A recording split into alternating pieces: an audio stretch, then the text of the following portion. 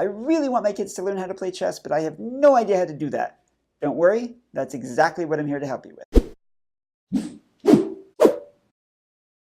Hi everyone, I'm Adam Lewis and welcome to Chess You Can. This channel is all about how to learn chess so that you can share chess with your kids.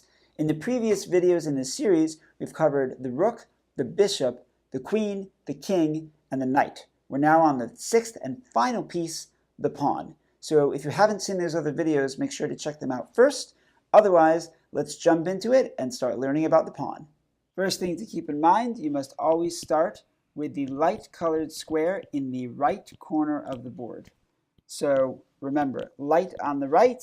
If it's not there, you got to turn the board. So on your chess set, the pawn should look something like this. And in our chess set, the pawn looks like this. The pawn, while perhaps the weakest piece in the game, is also the most complicated piece. So you'll want to start off by putting all 8 white pawns in a line here.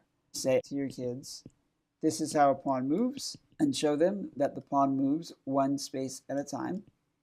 And then have them take the pawn, any pawn, and have them show you how the pawn can move one space at a time.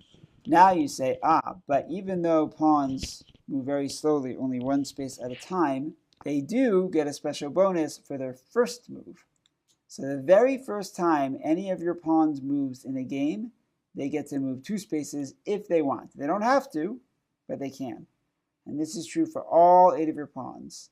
And it's for the first time any of your pawns move, they get to move 2 spaces forward. And then after that, now they can only move 1 space, 1 space, 1 space, and so on. Now pawns have something unusual about them that only applies to pawns and doesn't apply to any other piece in the game. Take just one pawn and place it on the board like this, and then take a black bishop and place it on the board like that. And show them that when the pawn moves, it can only go straight, and if there's something in its way, it's stuck. It can't move. There's nowhere for the pawn to go because pawns can only move straight, and this pawn has something in its way. So that pawn is stuck. There's just nothing you can do. And you can show them that that is true no matter where the pawn is on the board. If there's something directly in front of it, that pawn is stuck. If there's nothing directly in front of it, that pawn can move a bit. It can move 2 spaces on its first move, and then 1, and now it's stuck. It does eventually get stuck. Practice that with your kid and say, show me how the pawn can move and get stuck.